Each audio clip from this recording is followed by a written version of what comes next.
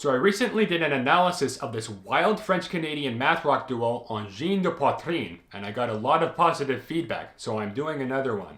This time focusing on Sherpa, which a few of you suggested in the comments. This song features all the staples of Angine de Poitrine's repertoire. Groove-heavy polymeters, layered guitar loops, and of course, exotic microtonal riffs. So let's get into it. The song starts off with this droning guitar riff in A. Unlike with Fabian, beat 1 is emphasized right away and there are no microtones to speak of so far. Notice how the guitar repeats this grouping of 3 for most of the riff. This creates a sort of polymetric effect which shifts the accent ahead a beat after 2 repetitions. The riff starts with a quarter note to keep it grounded in 4/4 time, as the groupings of 3 don't fit neatly into 4 bars of 4 otherwise. It also resolves the rhythmic tension created by playing the groupings of 3 against the 4/4 meter.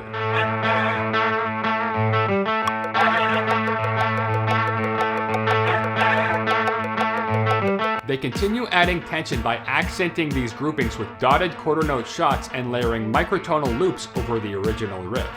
Guitar 2 accents the groupings with a flat second and a half flat second interval, creating dissonance against the root note that adds to the tension. The tension is released when the beat finally drops and the drum beat and bass line sync up on beat 1 together.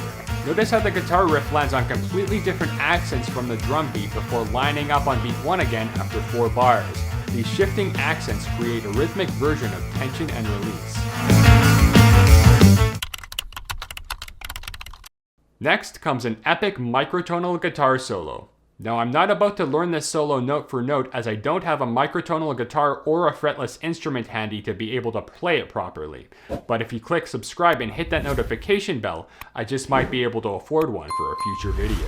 The solo is completely memorized and played note for note like the original recording. He bases much of the solo off a microtonal scale that sounds very similar to the Spanish Phrygian mode, which we'll talk about later. He also plays a ton of passing tones, which are notes played between 2 chord tones to bridge them together and create a sense of melodic direction. For instance, if I wanted to move from C to E, I might play a D note in between them. Chromatic passing tones create more tension by adding notes outside of the scale. For instance, adding a D sharp in between the D and the E notes. Jazz players love playing passing notes as they create a sense of constant tension and resolve by resolving outside notes to inside notes.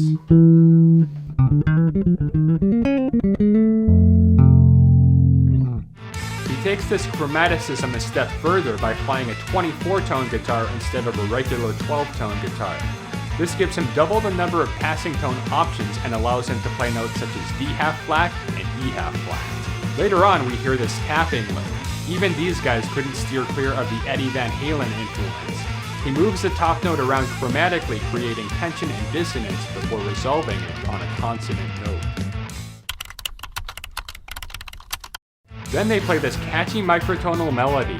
What makes it so interesting is that the scale he uses shares a lot in common with the Spanish Phrygian mode, but with a twist. Let's dive into Spanish Phrygian for a moment. From a Western harmony perspective, the Spanish Phrygian mode sounds major because its root, 3rd, and 5th degrees form a major triad. This is the same type of chord we hear in millions of pop songs. Nothing strange just yet, but its unique feature is that it takes the 2nd degree down a half step to a flat 2, which can be added on top to create extra tension. Flamenco guitarists love using this scale because it has this sort of exotic and romantic quality to it.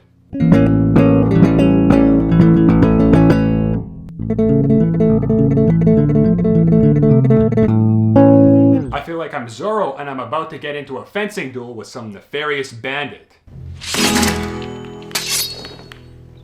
Spanish Phrygian is also very similar to the Arabic Hijaz scale, which is why it has a sort of Middle Eastern flavor to it. More on that in a minute. For now, here are some examples of that exotic Spanish Phrygian sound.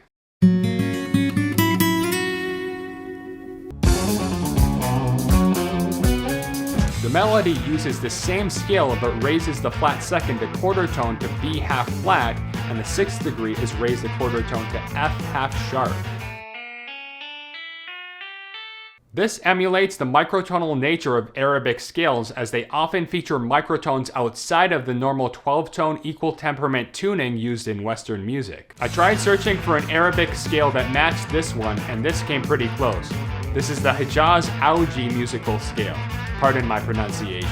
Notice the flat second and major third intervals, the B flat and the F sharp, something it shares in common with the Spanish Phrygian mode. Notice also the F half sharp, which Angine de Poitrine uses quite frequently in this melody. Now they may not have deliberately borrowed that scale, but it's interesting to think about, as Angine de Poitrine did mention that they were influenced by Middle Eastern music.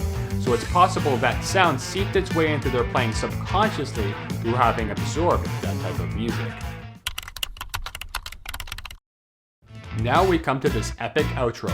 We're still following the 4/4 meter with the groupings of 3 juxtaposed on top. Notice how most of the instruments almost never accent the downbeat. With the accents placed on odd parts of the bar, this reiterates that rhythmic tension we talked about earlier. The guitar loop harmonizes the root note with a half-flat second degree, a very dissonant interval, adding to the tension. Each successive layer creates more tension by adding to the dissonant layers an offbeat 3-note pattern and avoiding beat 1 of the loop. The drummer starts hitting the crash cymbal, ramping up the intensity of the moment. The guitarist adds to the microtonal polymetric chaos with effects-driven note flurries up and down the neck. And suddenly they accent the end of beat 4 together, and the song is over. This song is a masterclass in creating rhythmic and melodic tension that keeps us yearning for more. The layered dissonance and microtonal guitar work are grounded by heavy drum beats, making the song sound esoteric yet infectious. If you haven't already, check out my analysis of their song Fabiank, where I dive into the microtonal polyrhythmic insanity of that song as well. Feel free to comment down below suggestions of other songs you want me to analyze. As a pro bassist, I plan on breaking down some of the top bass riffs that musicians often struggle with, as well as fresh, exciting music like this. Till next time.